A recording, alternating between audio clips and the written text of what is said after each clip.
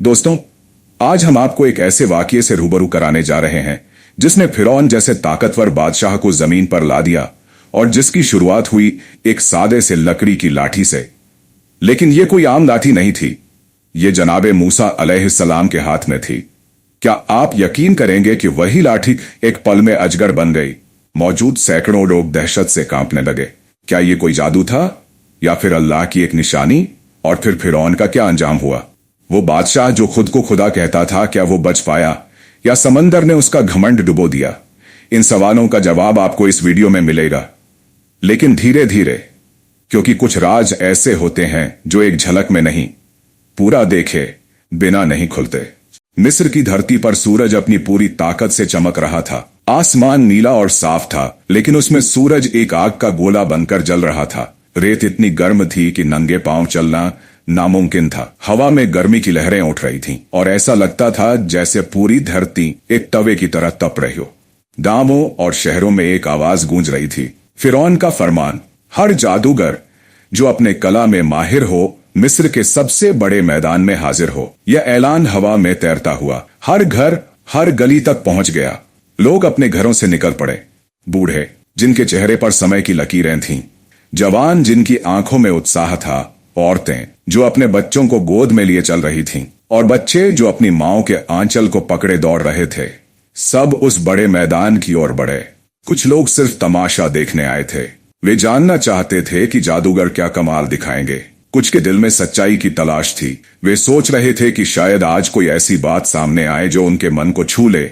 और कुछ लोग जिनके दिल फिरौन के जुल्म से दुखी थे, चुपके से उम्मीद कर रहे थे कि शायद यह दिन फिरौन के अत्याचार का आखिरी दिन हो। मैदान में एक ऊंचा मंच बना था। उस मंच के बीच में फिरौन बैठा था। उसका तख्त सोने और चांदी से जरा था जो सूरज की रोशनी में चमक रहा था। उसने भारी भरकम मुकुट पहना था और उसके कपड़े रेशम और जवाहरात से सजे थे। उसके चारों ओर सैनिक खड़े थे जिनके भाले सूरज की रोशनी में चमक रहे थे। उनके चेहरे सख्त थे जैसे पत्थर के बने हों। फिरौन के पास उसके मंत्री, हाकिम और दरबारी भी थे जो आपस में फुसफुसा रहे थे। फिरौन की आंखों में वही घमंड था, वही अकड़ जो उसकी पहचान थी। वह खुद को दुनिया का सबसे बड़ा हाकिम मानता था, ऐसा हाकिम जिसके सामने कोई सिर नहीं उठा सकता। मैदान के दूसरी ओर दो सादे लोग खड़े थे, मूसा और हारून। उनके कपड़े सादे और सफेद थे, उनके चेहरों पर शांति थी और उनकी आंखों में एक अजीब सी चमक थी, जैसे उनके दिल में कोई बड़ा भरोसा हो। वे न तो फिरौन के तख्त से डरे, न ही उसके सैनिकों से। उनके दिल में सिर्फ एक चीज थी, अल्लाह का भरोसा। यह भरोसा उनकी ताकत था, उनका हथियार। ईमान की ताकत था उनका हथियार। हजारों लोग इकट्ठा थे, लेकिन सबकी नजरें मूसा और फिरौन पर थीं। फिरौन ने अपनी भारी आवाज में कहा, ऐ मूसा, तू कहता है कि तुझे अल्लाह ने भेजा है, तू कहता है कि तेरा अल्लाह सबसे बड़ा है, तो आज इस मैदान में सबके सामने कोई निशानी दिखा, साबित कर कि तेरा दावा सच है। उसकी आवाज में मजाक था, घमंड था। वह सोच रहा था कि मूसा कोई साधारण आदमी है जो उसके सामने टिक नहीं पाएगा। दरबारी हंस पड़े, सैनिकों ने अपने भाले और मजबूत पकड़ लिए, लेकिन मूसा के चेहरे पर कोई डर नहीं था। उन्होंने शांति से लेकिन दृढ़ता से जवाब दिया, हाँ, मैं निशानी दिखाऊंगा, लेकिन यह कोई तमाशा नहीं, कोई जादू नहीं, यह मेरे अल्लाह की निशानी है जो सच को सामने लाएगी। फिरौन ने ठहाका लगाया, सच? उसने कहा, सच तो यह है कि मिस्र में कोई मुझसे बड़ा नहीं। मेरे जादूगर दुनिया के सबसे बड़े जादूगर हैं। वे दिखाएंगे कि तेरा चमत्कार कुछ भी नहीं। उसने अपने जादूगरों की ओर इशारा किया। जादूगरों का प्रदर्शन जादूगर आगे आए। वे लंबे लंबे कपड़े पहने थे जिन पर अजीब अजीब नक्शे बने थे। उनके हाथों में रस्सियां और लाठियां थीं जो देखने में साधारण लगती थीं, लेकिन जादूगरों के चेहरों पर आत्मविश्वास था। वे जानते थे कि उनका जादू लोगों को डरा देता है। उन्होंने मैदान में खड़े होकर भीड़ की ओर देखा और कहा, देखो हमारी कला, ये रस्सियां और लाठियां हमारे जादू से सांप बन जाएंगी। लोगों की सांसें थम गईं। जादूगरों ने एक साथ अपनी रस्सियां और लाठियां जमीन पर फेंकी। अचानक मैदान में हलचल मच गई। रस्सियां और लाठियां सांप बन गईं। दर्जनों सांप रेंगने लगे। उनकी जीभें बाहर निकल रही थीं और उनकी आंखें चमक रही थीं। लोग डर के मारे चीखने लगे। बच्चे अपनी माओ से लिपट गए। कुछ लोग पीछे हट गए। जैसे सांप उनकी ओर आ रहे हों। मैदान में डर का माहौल था। जादूगर मुस्कुराए। उन्होंने फिरौन की ओर देखा, जैसे कह रहे हों, देखा हमारी ताकत।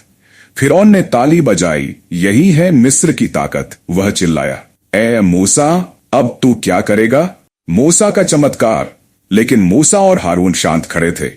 उनकी आंखों में न डर था न घबराहट। हिम्मत उनके चेहरों पर साफ दिख रही थी। मूसा ने अपनी लाठी उठाई। यह एक साधारण सी लाठी, लेकिन मूसा के हाथ में वह कुछ और थी। उन्होंने भीड़ की ओर देखा, फिर फिरौन की ओर। उनकी आवाज गूंजी, यह मेरे अल्लाह की निशानी है। मैदान में सन्नाटा छा गया। हर आंख मूसा पर थी। उन्होंने अपनी लाठी जमीन पर फेंकी। एक जोरदार आवाज हुई, जैसे कोई बड़ा पत्थर गिरा हो, और फिर वह लाठी एक विशाल अजदहा बन गई। यह कोई साधारण सांप नहीं था। उसका शरीर इतना बड़ा था कि वह मैदान के एक कोने से दूसरे कोने तक फैल सकता था। उसकी आंखें आग की तरह चमक रही थीं और उसकी फुफकार से जमीन कांप रही थी। लोगों की सांसें रुक गई। अजदहा ने जादू के सांपों की ओर देखा। उसने एक एक करके उन सांपों को निगल लिया जैसे वे कुछ थे ही नहीं। जादूगरों के चेहरे पीले पड़ गए। उनकी आंखों में डर था। वे समझ गए कि यह कोई जादू नहीं, यह कुछ और था, कुछ ऐसा जो उनकी समझ से बाहर था। फिरौन की आंखें फटी की फटी रह गईं। उसके चेहरे पर पहली बार डर का भाव दिखा, लेकिन वह अभी भी घमंड में था। यह अभी जादू है, उसने चिल्लाकर कहा, पर उसकी आवाज में विश्वास नहीं था। जादूगरों का बदलाव जादूगर अब समझ चुके थे। उन्होंने एक दूसरे की ओर देखा। उनके दिलों में एक नई रोशनी जागी। वे जान गए कि मूसा का चमत्कार जादू नहीं, अल्लाह की निशानी है। बदलाव का यह पल उनके लिए नया जन्म था। वे मैदान में सजदे में गिर पड़े। उनकी आवाजें एक साथ गूंजी, हम मूसा और हारून के अल्लाह पर ईमान लाए। लोग हैरान थे। फिरौन का चेहरा गुस्से से लाल हो गया। वह चिल्लाया, क्या मेरी इजाजत के बिना तुमने ईमान लाया? मैं तुम्हें सजा दूंगा, तुम्हारे हाथ पैर कटवाऊंगा, तुम्हें सूली पर चढ़ाऊंगा। लेकिन जादूगरों के चेहरों पर अब डर नहीं था। उन्होंने कहा, हमने हक को देख लिया है, तू जो चाहे कर, हम अपने अल्लाह से मुंह नहीं मोड़ेंगे। सच की जीत का यह पल था। जादूगर जो कभी फिरौन के वफादार थे, अब अल्लाह के सामने झुक चुके थे। फिरौन का गुस्सा अब मूसा पर उतर आया। उसने बनी इसराइल पर और जुल्म शुरू कर दिए। उसने सोचा कि डर और सजा से वह मूसा और उनकी कौम को तोड़ देगा, लेकिन मूसा और उनकी कौम ने सब्र किया। वे जानते थे कि अल्लाह उनके साथ है। एक रात अल्लाह का हुक्म आया। मूसा को कहा गया, अपनी कौम को लेकर रात के अंधेरे में मिस्र से निकल जा, हम तुम्हारे पीछे हैं। मूसा ने अपनी कौम को इकट्ठा किया। बूढ़े, जवान, औरतें, बच्चे सब चुपके से मिस्र की गलियों से निकल गए। रात का सन्नाटा उनकी मदद कर रहा था। जब सुबह हुई, फिरौन को खबर मिली कि बनी इसराइल मिस्र छोड़कर जा चुके हैं। उसका गुस्सा आसमान पर पहुंच गया। उसने अपनी पूरी फौज इकट्ठी की और मूसा की कौम के पीछे दौड़ा। समंदर का रास्ता बनी इसराइल समंदर के किनारे पहुंच गए। सामने विशाल समंदर था जिसका पानी ठंडा और गहरा था। पीछे फिरौन की फौज आ रही थी जिसके घोड़ों की टापों की आवाज तेज हो रही थी। बनी इसराइल डरने लगे। कुछ लोग चिल्लाए, मूसा हम फंस गए, अब क्या होगा? मूसा ने अपनी लाठी को मजबूती से पकड़ा। उनकी आंखों में वही भरोसा था। उन्होंने कहा, हरगिज नहीं, मेरा अल्लाह मेरे साथ है, वह रास्ता दिखाएगा। ईमान की ताकत उनकी आवाज में गूंज रही थी। अल्लाह का हुक्म आया, अपनी लाठी समंदर पर मार। मूसा ने लाठी उठाई और समंदर पर मारी। अचानक एक चमत्कार हुआ। समंदर दो हिस्सों में बंट गया। पानी पहाड़ों की तरह दोनों तरफ खड़ा हो गया और बीच में सूखा रास्ता बन गया। यह चमत्कार था जो सिर्फ अल्लाह की कुदरत से हो सकता था। मूसा ने अपनी कौम को कहा, चलो, यह अल्लाह का रास्ता है। बनी इसराइल उस रास्ते से गुजर गए। बच्चे, बूढ़े, औरतें सब उस सूखे रास्ते से निकल गए, जबकि पानी उनकी दोनों तरफ दीवारों की तरह खड़ा था। फिरौन का अंत। फिरौन ने यह सब देखा। उसका घमंड अभी खत्म नहीं हुआ था। उसने सोचा कि वह भी उस रास्ते से पार हो जाएगा। वह अपनी फौज के साथ समंदर के बीच में घुस गया। लेकिन जैसे ही बनी इसराइल दूसरी तरफ पहुंचे, अल्लाह ने समंदर को हुक्म दिया। पानी वापस एक हो गया। विशाल लहरें फिरौन और उसकी फौज पर टूट पड़ीं। फिरौन डूबने लगा। उसने चिल्लाकर कहा, मैं मूसा के अल्लाह पर ईमान लाया।